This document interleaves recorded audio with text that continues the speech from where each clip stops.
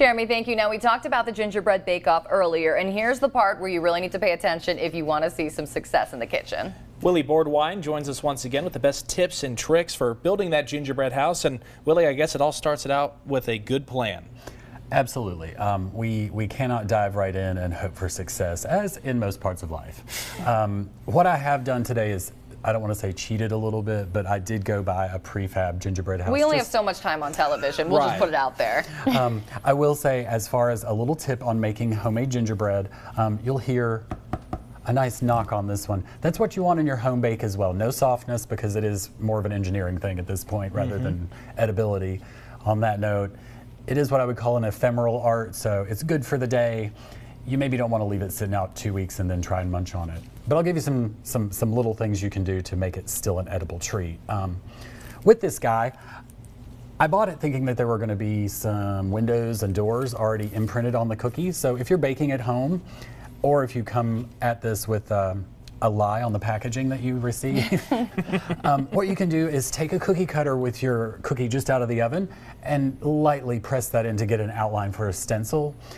What I would suggest doing on a fully baked one, and I didn't bring a cookie cutter with me, would be to use some of your frosting or other chocolates to just paint the edge of that cookie cutter and then stamp it on there as an outline to use as a drawing guide.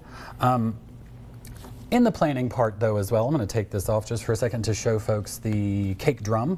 This is very common for, say, wedding cakes, or if you go to any cake decorating facility, these are going to be in giant stacks in the corner because everything has to go on one. And this is a nice thick one that's lots of layers of cardboard. Once we pile a lot of sugar candy, the gingerbread house itself on here, you need some structure to put that on. Do not try this on a single piece of cardboard like a flat cake or something. You'll end up with sorrow in your life. No. I feel like we're already going to go in that direction. See, I'm not a planner. I'm a planner in life, but not when it comes to this. I just want to dive in. Where do you start? Do you start on like the roof or the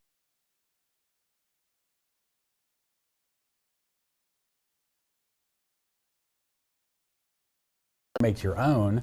And I would want to line the whole top so you kind of have a yard of like Rice Krispie treats.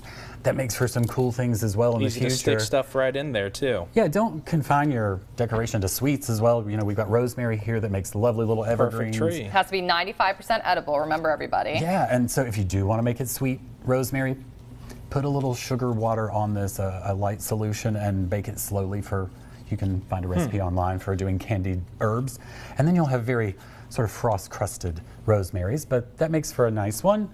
And then too, for those treats you might want to have a day or two after you make it, and it's still going to be pretty safe, you can get just common skewers for your grill, put some marshmallows or some of your Rice Krispie balls and dip them in your white chocolate to make snowmen, and they stick lovely in there as well. So you can have a little lolly treat kind of for folks going by and admiring your work and still getting hungry. Well, we are running out of time, but just show them a little bit of what you can do here. Yeah, absolutely. And build a roof. Yeah, after that, I'm going to say top down, because once we have these Krispies down, we want to put snow or something on it probably. Don't do that first, because we're going to drip chocolate all over it. So the first thing I'm going to do, and this is often a big problem, is getting glue that is actually food to work for you. Oh yeah. Now, I feel that. See that mess? See, that's the fun. The fun is the mess. I've got a few laying out here. And you cover it right up. We just cover it right up. There you go, get those shingles. So these are going to be our first layer of shingles on the bottom, because we're going to go bottom up on the top, which is kind of backward. But we're bringing the property values up. But here's another thing about this. It's sort of a twofold thing. A, it's for fun, right? We're doing this for a great cause to raise some money for disaster relief in our area. But it's also a chance to be with your kids, with other people in your family, maybe with your office. We're trying to get some people in a friendly competition here as well.